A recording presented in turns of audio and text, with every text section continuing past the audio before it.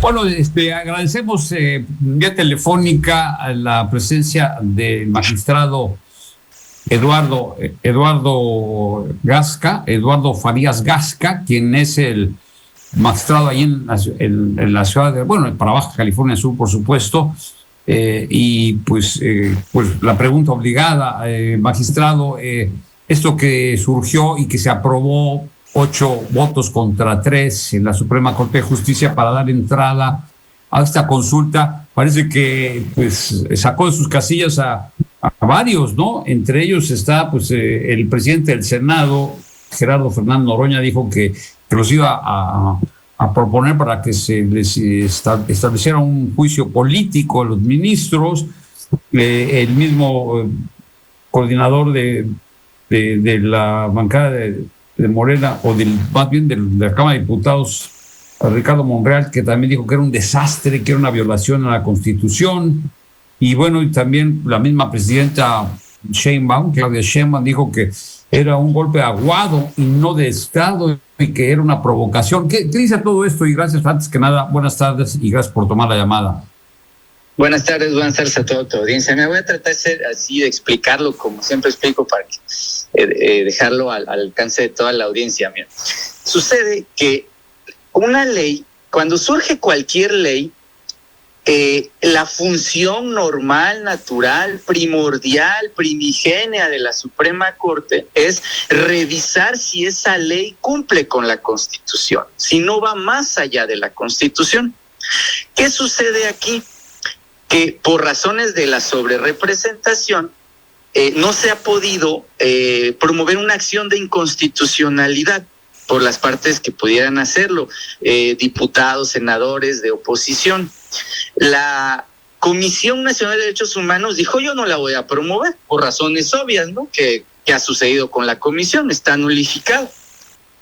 Entonces, un grupo de magistrados y jueces, pero también en función de sus derechos humanos, como ciudadanos, promovieron una consulta a la Corte en función de una facultad establecida en el artículo 11, fracción 17 de la Ley Orgánica, que señala que cuando se pretenda invadir la independencia judicial, las competencias de la Suprema Corte, puede intervenir la Corte ella misma, porque tiene que defender su independencia, tiene que defender la división de poderes. Este medio de defensa, digámoslo así, que no es tal un medio de defensa para los ciudadanos, les refractaría, pero no lo es como tal, es para el propio Poder Judicial como tal, que él mismo defienda su independencia y la división de poderes, cuando los demás poderes pretendan nulificar, ¿sí? Que eso es lo que aparentemente podría estar pasando aquí. 2 poderes se reunieron para nulificar a y quitar a todos y poner nuevos en función de un sistema político que han establecido, ¿no?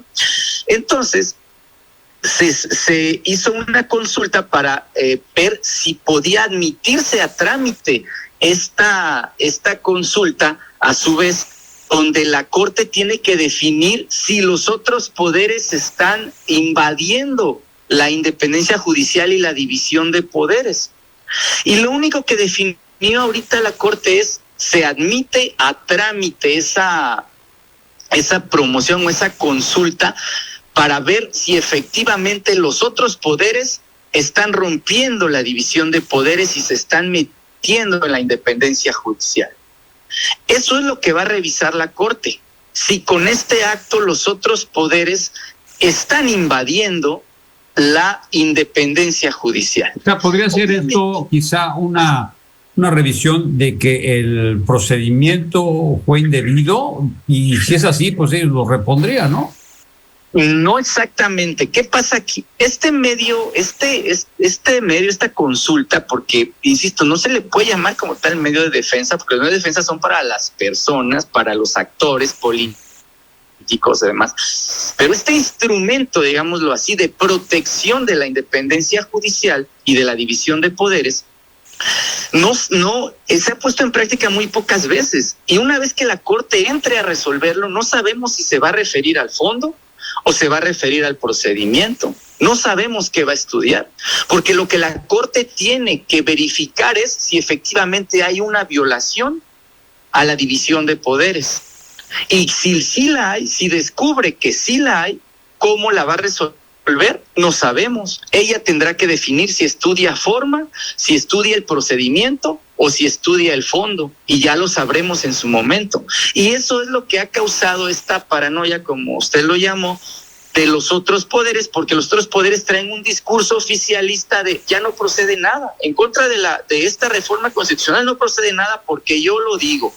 Oye, eso es monárquico, eso es tiránico. Sí, precisamente la función de la Corte es analizar las leyes, y esta es una ley que como reforma se viene a insertar en la Constitución. Entonces eso, en dado caso, aquí le toca decir que si procede nada o no, le toca decirlo al propio Poder Judicial, a la Suprema Corte. Mientras esto sucede, ¿qué sucede en el país? Se detiene la reforma judicial que ya se aprobó en el legislativo, que ya fue, publicada en el Diario Oficial. Bueno, ya inició el proceso electoral. Pero se detiene se tiene que detener eso. Si no se detiene, ¿qué pasa? ¿En qué va a haber una crisis constitucional en este país? ¿Qué es lo que le podemos decir a la gente? En este momento, por virtud de la admisión de esa consulta, no se detiene porque no hay una figura de suspensión como tal reglamentada. Podría reglamentarla la Corte, tal vez, pero sería algo inédito. Tendría ella que hacer una especie de acuerdo, de resolución motivada, fundada, donde estableciera que es necesario suspenderla, pero en este momento no lo está. Se ha estado tratando de suspender a través de los diversos amparos que se han estado desatendiendo. Sí, desacatando, ¿no? Es la verdad. Desacatando, así es, las suspensiones. Pero en este momento no hay suspensión en este procedimiento, porque este procedimiento tampoco está ampliamente reglamentado. La Corte ahora, al admitirlo a trámite, tendrá que ver qué ley procesal utiliza para instrumentarlo y llegar a la resolución, porque no está clarificado. O sea, todavía existe entonces la posibilidad, aunque sea remota, de parar esta reforma judicial. ¿Existe o no existe? Así es. Bueno, desde mi punto de vista existe, porque la Corte tiene esa facultad de revisar. Hay tres sujetos que forman un solo ente, que es Poder Ejecutivo, Legislativo y Judicial. Y uno de ellos tiene el poder de revisar si los otros lo están desapareciendo. ¿Qué me dirían ustedes? Existe, ¿no? Por supuesto que existe la posibilidad, porque ese ente va a revisar si los otros lo pueden o no nulificar. Ahora, el argumento de los otros que lo están nulificando, de parte de los otros, va a ser no lo estamos nulificando, lo estamos democratizando, lo estamos quitando. Todos los argumentos estos que han esgrimido de que la corrupción y el nepotismo y todas estas cosas que que dan la impresión de que no se va a avanzar en detener esta reforma, y que lo único que vamos a lograr es pues aplazar en el tiempo la aplicación de la reforma, o a lo mejor ni siquiera eso. No, lo que sucede es esto, es que ya estuvo en el campo político, ya crearon la reforma, ahora le toca a la Corte decidir legalmente, le toca a ella decidir si esto es constitucional o no a través de ese instrumento o de otros que le lleguen a hacer valer, porque se ha hablado de que van a promover otros. Ya la Corte es a la que le toca. Si los otros dos poderes desconocen lo que determine la Corte, entramos en una crisis constitucional, porque ya no se están reconociendo los poderes entre ellos. Y como inicié la plática, la función primordial, primigenia de la Corte es revisar si las leyes que se inserten en nuestro sistema jurídico son o no constitucionales. Y aquí lo que la Corte va a revisar es si esta ley es o no constitucional, si invade o no la división de poderes, la independencia judicial. Hablando en el terreno de los supuestos, digamos que la Corte decide que pues se tiene que parar esta reforma judicial porque es anticonstitucional o lo que sea. En noviembre, el balance de los ministros de la Corte, que incluso va a ser 9 en lugar de 11, según esto, pues ya estaría un ministro que pues va a ser designado por el partido oficialista. Esto podría de alguna forma cambiar si se vuelve a dar este caso de reimplementar esta reforma judicial. A ver, como que creo que no entendí la pregunta. O sea, supongamos que la Corte dice no procede la reforma judicial. Ajá, sí. Pero en noviembre cambian los ministros. ¿Podría retomarse otra vez esto? Aquí hay dos procesos. Porque si ya finalmente a través de este mecanismo la Corte dice si se invadió la independencia y manda una sentencia donde dice no debe aplicarse, pues ya tendrían que volver a hacer otra reforma constitucional si quisieran, pero en este momento esa ya no estaría vigente, tendrían que hacer otra con otro procedimiento completo. Pero ya pero independientemente un pleno de jueces o de ministros. Armando, independientemente de eso, ¿sí? Vamos a suponer que seguimos con el mismo régimen actual, y no hay el cambio de 11 a 9 ministros. De todos modos, si se queda la Suprema Corte con 11, uno de ellos tiene que salir porque ya cumplió su plazo y va a entrar uno nuevo que va a ser pues va a ser uno nombrado por la presidenta y vamos a tener un balance ya no de 8-3, sino de 7-4, lo cual te va a impedir cualquier acción que perjudique la reforma. Es mi opinión, ¿no? Si en dado caso llegamos... Pero ya sería otra reforma, ya no sería esta, para empezar. Y luego las condiciones políticas, económicas pueden cambiar y no sabemos si van a insistir en eso, en el supuesto, ¿verdad? Si se insistiría en nuevamente hacer una reforma. Sí. Porque el tema de los 8-3 o 7-4 es para las acciones de inconstitucionalidad. Y recordemos que en este caso no se está promoviendo una acción de inconstitucionalidad porque no se ha logrado promover en este momento. Sí, en este caso nada más era una mayoría simple, ¿no? En este caso, este recurso, yo ya le llamé recurso, este instrumento para defender la división de poderes no habla de que se requiera una votación específica, entonces no sabemos cómo lo va a instrumentar la Corte. En fin, está interesante todo este tema y creo complicado, pero interesante. Muy interesante, pero además de trascendencia, porque esto cambiaría definitivamente el curso pues jurídico y de régimen de nuestro país. Es de vital importancia, ¿no? Así es. ¿Algo que quisiera agregar, magistrado?